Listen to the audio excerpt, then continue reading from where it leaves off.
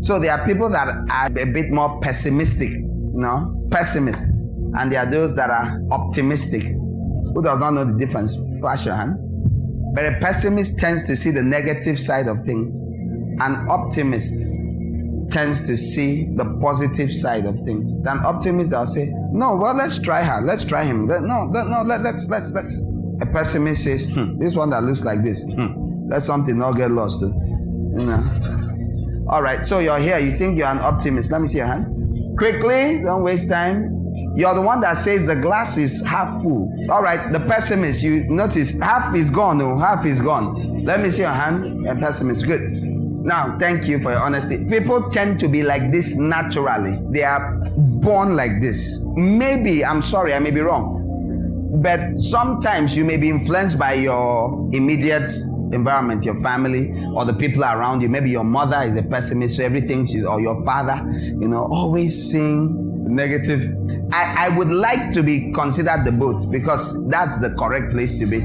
How you know is this: many times optimists have been found to be wrong, and many times pessimists have been found to be wrong. Fact. And this is what I've learned as I've grown up. If you're like me, who loves God, who wants to be how Jesus was, when you're negative around me, I'm uncomfortable. Like, I want you to think the best of people, of things, So let's say something happens in church members, they say something, say, this one, I'm inclined to say no. I'm inclined to be on the side of always hoping for the best. Okay, so if you're in a leaders meeting, when I'm with the core leaders, I'm coming from that angle. That's my natural, so I think I'm more of an optimist. That's my natural thing.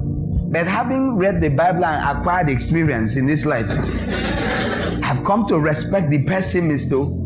Because half of the time they are right. That in a half.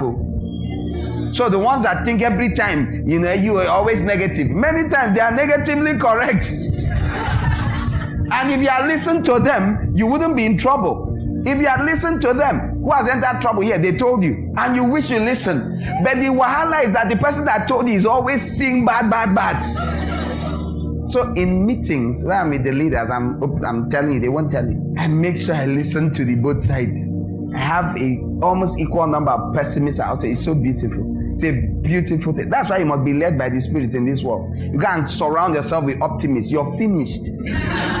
Or because you're a pessimist, you surround yourself. Every time you say an optimist, you say, don't mind him. It's not realistic. Every time you push all the optimists away, all of you, the sorrow you walk about with in this life, your life will be one. Every time the clouds will be thick black. You must have the two. It's like male and female. Now, this is the challenge, like I just said.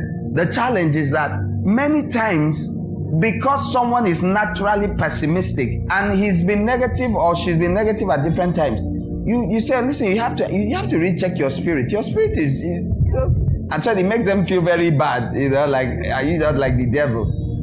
But on the other side, the other one, people can look and say, you like to be unrealistic. Everybody is an angel. You just say, you just bring someone into this house. And let's help him. And let's just give him the job. Let's just have trusting. Just trust people. Don't trust them.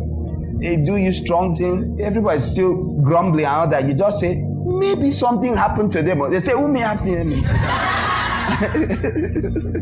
What happened to who? Beat you now. What happened to who? The person has run. Say, do we know? Did we see any strange car around here?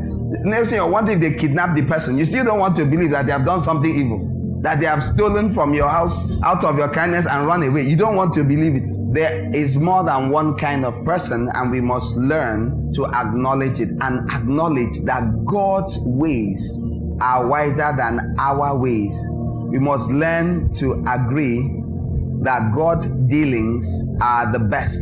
So let's presume Sarah was the pessimist. Abraham was the optimist. Look at Abraham when his Lot was, I'm not saying they were, I'm just saying, when Lot and his men had clashes, say, no, we can't quarrel now. No, we are brethren. Your headsmen are fighting. No. Please choose any part of the land. That's choose. Which, if you take this side, I'll take this side. If you take this side, it's not the one that say, I think you should take this side. You know what? I'll say, okay, if people don't move like that. He gave him a free hand. Sarah said, hey, this child will not inherit with my child. And He was grieved, we saw. And God said, listen to what your wife has said. Listen to the voice of your wife. All right, so with regards to listening, please do not have a hard and fast rule